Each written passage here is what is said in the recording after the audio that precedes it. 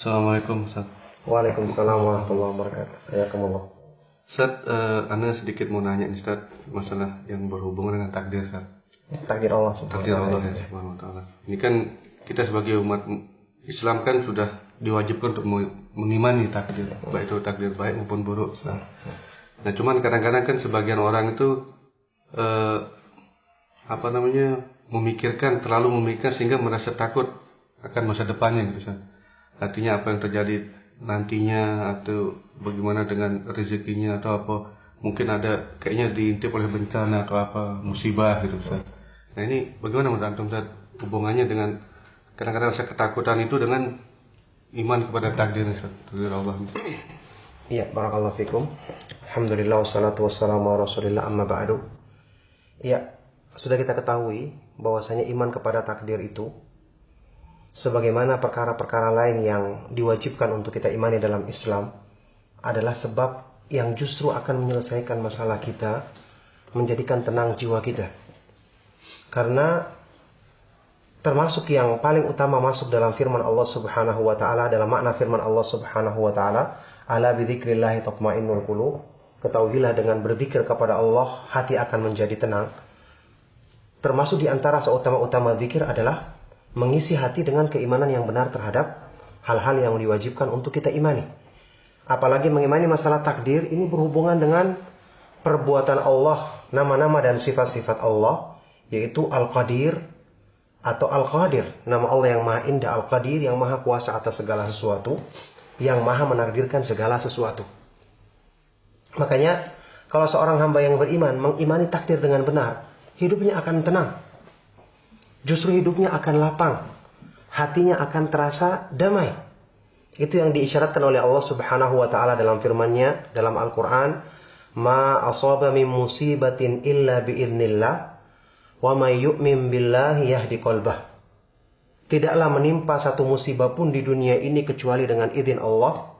Maka barang siapa yang beriman kepada Allah dalam menghadapi musibah tersebut, Allah akan berikan hidayah kepada hatinya. Ketika menafsirkan ayat ini, Al-Hasan Al-Basri rahimahullah ta'ala mengatakan, huwa rajulun usiba bimusibatin fa'alima annaha min indillahi faradiya wastaslam. Dia adalah seseorang yang ditimpa musibah, satu bencana. Tapi dia mengetahui itu adalah dari sisi Allah, maka dia pun tunduk dan menerima ketentuan tersebut. Sekarang kita akan lihat, apa hubungannya takdir, mengimaninya dengan benar menjadikan hati kita tenang. Coba kita bandingkan dengan kehidupan kita. Secara fitrah manusia, mereka itu akan merasa tenang jika menyandarkan urusannya kepada sesuatu yang dia bisa percaya. Iya kan? Iya. Sebagai contoh masalahnya begini. Kita ingin pergi meninggalkan rumah kita. Kita titipkan rumah kita misalnya kepada anak kita. Ini rumah ini pegang, Abi akan pergi, Abi dan Umi akan pergi dalam waktu sepekan. Rumah ini pegang kunci dan dijaga baik-baik. Anak kecil yang dititipkan usianya mungkin masih 7 tahun. Kira-kira dalam perjalanan kita akan merasa tenang atau merasa gelisah? Mungkin kurang tenang Ustaz. Jelas tidak akan tenang. Anak kecil. Dia pertama tidak bisa berpikir dengan baik, belum punya kemampuan untuk memikirkan nanti siapa yang datang, orang baik atau orang buruk. Kalaupun dia bisa memikirkan, apakah dia bisa punya kekuasaan untuk melawan misalnya pencuri yang datang atau orang yang berniat jahat yang ingin merusak rumah kita misalnya? Tentu tidak. Jadi, sekarang perbandingannya, misalnya kita menitipkan rumah kita dengan saudara kita yang dia itu orangnya perhatian, kemudian pandai dalam menjaga dan mengurus rumah kita, dan dia sendiri punya kekuatan untuk bisa menghadapi tamu-tamu yang datang atau orang-orang buruk yang punya niat buruk. Kira-kira kita akan lebih tenang kan? Iya, lebih tenang. Iya. Padahal kita tahu dia manusia, terbatas sifat-sifatnya. Sepandai apapun dia menjaga terbatas. Nah, bagaimana kalau kita menyerahkan kepada yang maha sempurna sifat-sifatnya? Ilmunya sempurna, kebaikannya sempurna, rahmatnya sempurna, kemahakuasaannya sempurna, penjagaannya sempurna. Jadi sebenarnya masalah takdir itu akan berhubungan erat dengan pemahaman kita tentang kesempurnaan nama-nama dan sifat-sifat Allah Subhanahu wa ta'ala. Oleh karena itu, Kalau kita mengimani masalah takdir dengan benar, kita akan mengimani apa yang dikatakan oleh para ulama, Masya Allahu kana wa ma lam yasha' lam yakun. Apa yang Allah kehendaki akan terjadi, apa yang Allah tidak kehendaki tidak akan terjadi. Artinya, semua yang Allah kehendaki, suka atau tidak suka, kita harus terima. Ini pertama. Mau tidak mau, senang tidak senang, kita akan mesti terima. Jadi kita pikir tidak berpikir, ya terjadi. Karena semua yang ada dalam semesta ini adalah milik Allah. Dia yang menentukan segala sesuatunya. Makanya, orang yang tidak menerima ketentuan Allah, dengan tidak menerimanya dia mau tidak mau juga harus menerima. Yang ini menjadikan dia dua kali menderita. Sudah dia menderita karena harus memikirkan. Yang kedua menderita karena semua ketentuan Allah mesti berlaku. Dia terima atau tidak terima. Sedangkan orang yang beriman, dia hatinya akan lapang. Dia mendapatkan pahala karena dia selalu siap menerima ketentuan Allah Subhanahu wa taala, dan dia selalu bersangka baik kepada Allah Subhanahu wa taala karena dia meyakini sempurnanya nama-nama dan sifat-sifat Allah Subhanahu wa taala. Makanya ketika Allah Subhanahu wa taala berfirman dalam Al-Qur'an menggambarkan tentang indahnya iman kepada takdir, Allah Subhanahu wa taala berfirman, "Wa asa an takrahu syai'an wa huwa khairul lakum, wa asa an tuhibbu syai'an wa huwa syarrul lakum, wallahu ya'lamu wa antum la ta'lamun." Boleh jadi kalian membenci sesuatu padahal itu justru baik bagimu, dan bisa jadi kalian menyukai sesuatu padahal itu justru buruk bagimu. Allah Maha mengetahui dan kalian tidak mengetahui. Coba lihat, ketika kita takut menghadapi masa depan kita, seharusnya kita berpikir, apa yang bisa menjadikan saya bersikap baik menghadapi masa depan kita? Kita berpikir, sekarang masa depan tidak bisa kita rubah. Mesti akan terjadi sesuai dengan kehendak Allah.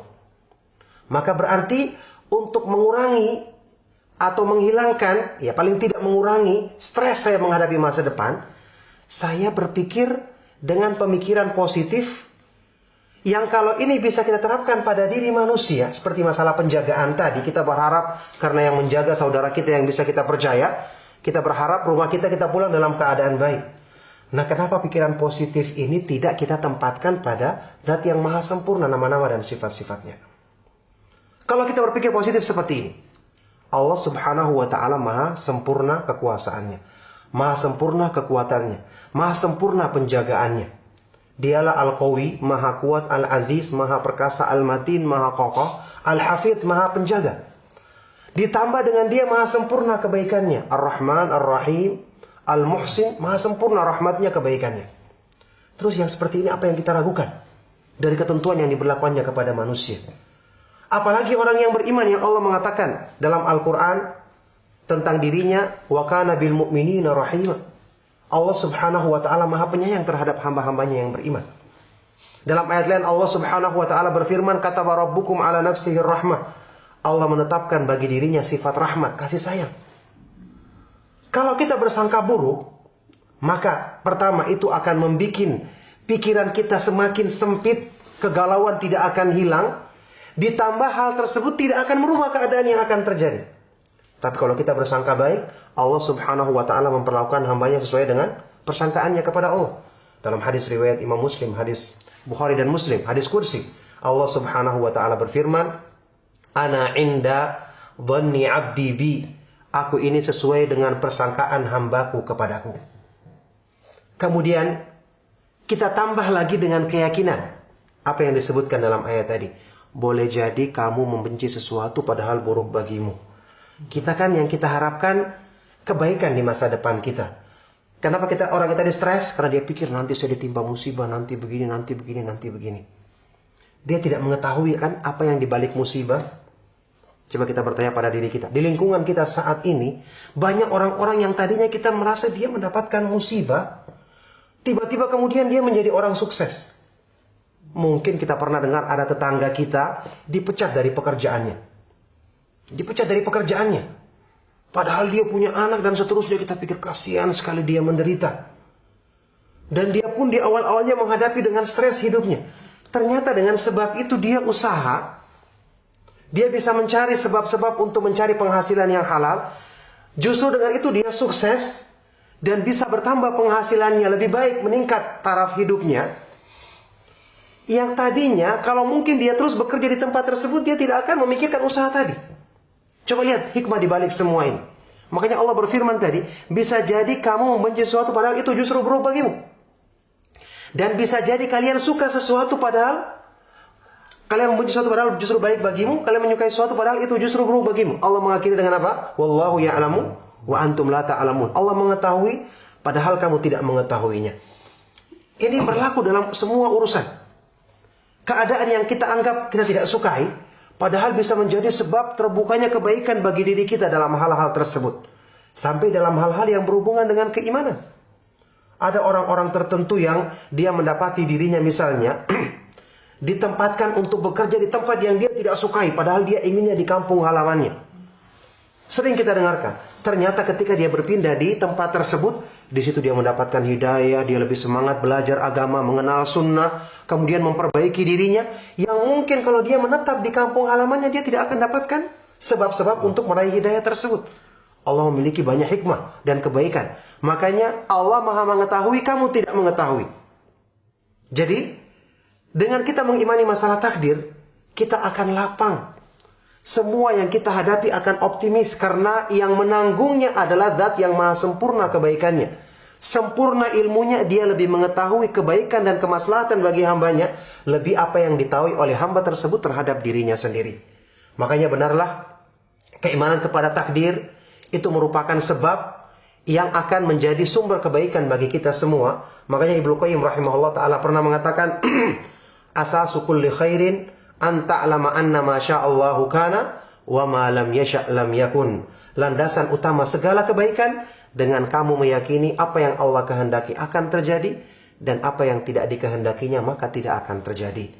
Maka dengan ini kita akan merasa yakin dan selalu memasrahkan segenap urusan kita kepada Allah Subhanahu wa taala.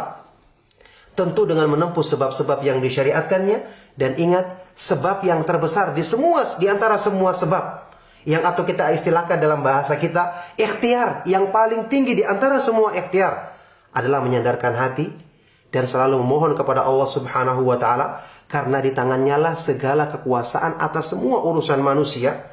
Ini lebih tinggi kedudukannya dibandingkan dengan sebab yang kita lakukan dengan tangan kita, dengan anggota badan kita. Bersandar kepada Allah justru merupakan seutama-utama sebab, seutama-utama ikhtiar yang hendaknya dilakukan manusia dengan cara tadi memperbaiki keyakinannya dalam menghadapi segala ketentuan Allah Subhanahu wa taala, baik yang dianggapnya baik ataupun yang dianggapnya buruk, tidak sesuai dengan keinginannya. Demikian. Jadi intinya Ustaz, ketakutan kita ini tidak merubah apa yang akan terjadi. Tidak akan merubah keadaan yang terjadi. Justru dengan kita optimis, justru ini sangka baik kepada Allah yang akan menjadikan Allah memberikan kebaikan kepada kita. Ustaz, mungkin secara singkat Ustaz, bagaimana kiat-kiat kita supaya kita tenang menghadapi masa depan, artinya menggantungkan kita masa depan kita, praktisnya gitu ya. Praktisnya gitu, ya.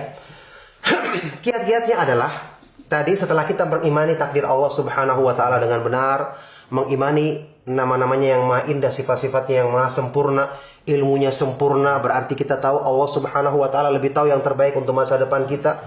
Kita mengimani rahmat Allah, kebaikan-kebaikannya, kita tahu Zat yang demikian sempurna kasih sayangnya, masa akan memberlakukan keburukan untuk kita. Kemudian kita meyakini pilihan Allah yang terbaik. Masa kita mengatakan, saya lebih bagus pilihan saya dibandingkan Allah yang sempurna ilmunya? Tidak mungkin.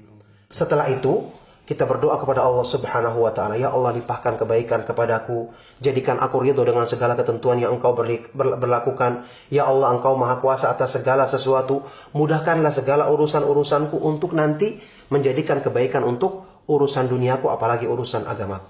Maka dengan itu kita akan optimis, insya Allah seperti hadis tadi, kita akan mendapatkan kebaikan sesuai dengan pengharapan dan persangkaan baik kita kepada Allah Subhanahu wa taala. Barakallahu fikum. Jazakallahu khairan. Hayakumullah. Assalamualaikum. Waalaikumsalam.